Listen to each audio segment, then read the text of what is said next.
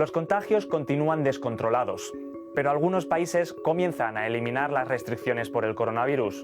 La variante Omicron parece más leve y se han administrado más de 10.000 millones de vacunas contra la COVID-19 en todo el mundo.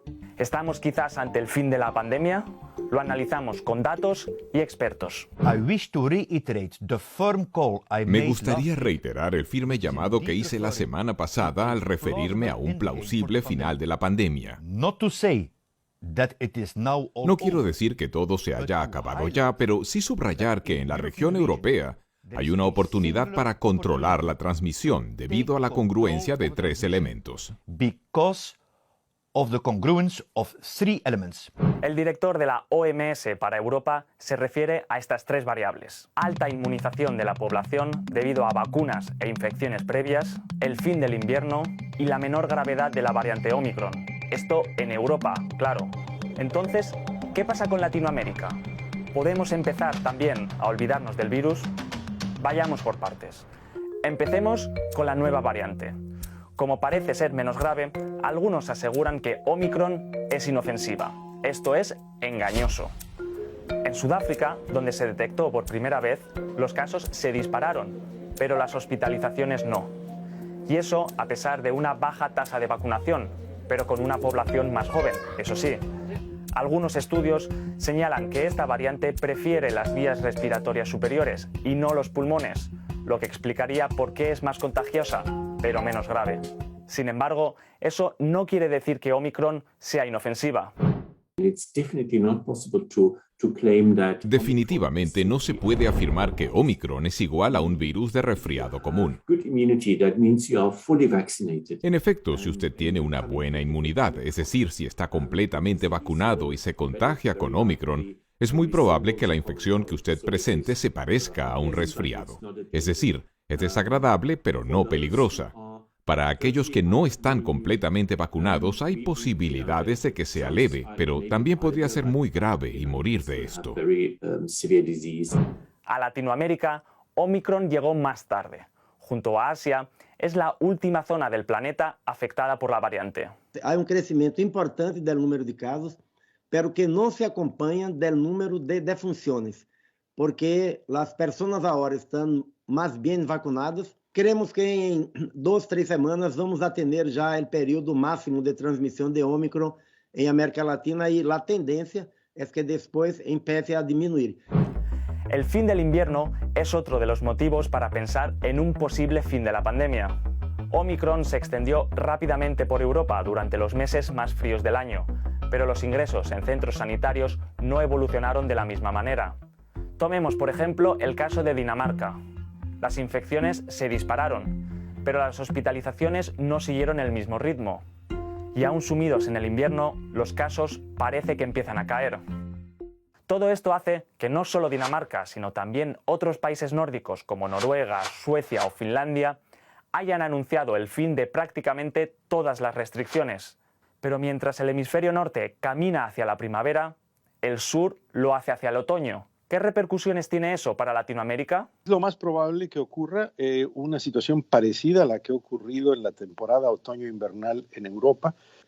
Y mientras no tengamos una adecuada protección de mascarilla, distancia física, ventilación, monitoreo de los niveles de CO2 en interiores, vamos a tener un riesgo que se va a incrementar.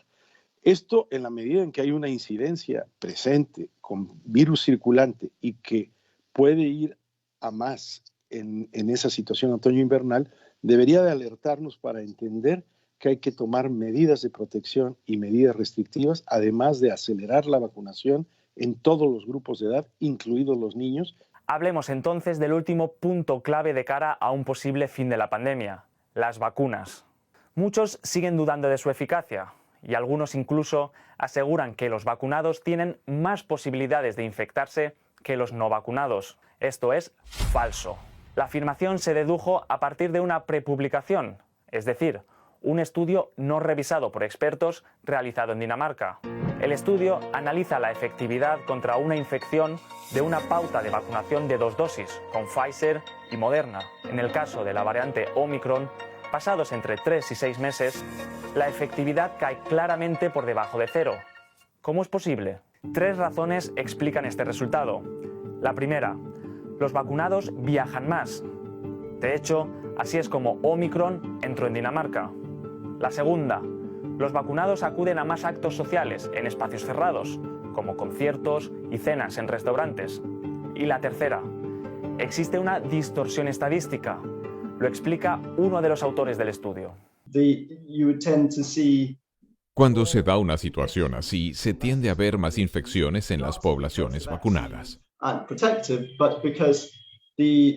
No porque las vacunas no protejan, sino porque la epidemia aún no está lo suficientemente generalizada entre la población como para tener realmente tasas de infección comparables en los vacunados y en los no vacunados. Además, las vacunas sí reducen el riesgo de acabar en el hospital. Países con una baja tasa de vacunación, como Bulgaria, experimentan mayores tasas de hospitalización. La diferencia es incluso mayor si añadimos a la ecuación a los recuperados, es decir, quienes han desarrollado una inmunización natural tras superar la infección. El riesgo de estar en un hospital por COVID era 53 veces mayor entre personas no vacunadas o vacunadas de manera incompleta cuando comparado con los vacunados con esquema completo. Entonces, yo creo que todos los datos son muy coincidentes que las vacunas siguen muy efectivas para lo que es más importante, proteger contra las formas graves y la muerte. Con la ola Omicron, la pandemia puede estar más cerca de su fin, pero no hay datos para argumentar que esta variante suponga su final definitivo.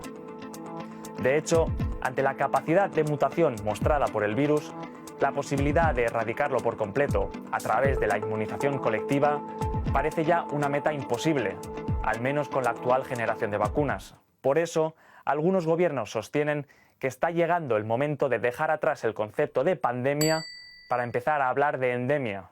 Sin embargo, tampoco parece que estemos tan cerca. Llegar a una endemia en el caso del SARS-CoV-2 significa que hemos abatido notablemente la incidencia, que tenemos controlada la transmisión comunitaria, que puede haber brotes esporádicos que aislamos y controlamos. Y eso supone estar en niveles de incidencia de 25 a 50 por 100,000 habitantes, que son muy lejanos a los que hoy tenemos, por ejemplo, en la mayor parte de los países europeos. Yo creo que no se ha entendido el concepto de endemia. A veces la gente cree que endemia es que haya mucha gente infectada por la enfermedad. No, eso no es endemia. Eso es una infección masiva de la población. El SARS-CoV-2, el coronavirus que todos conocemos, seguirá acompañándonos durante un tiempo. La esperanza es que la enfermedad que produce, la COVID-19, lo haga de la forma más leve posible.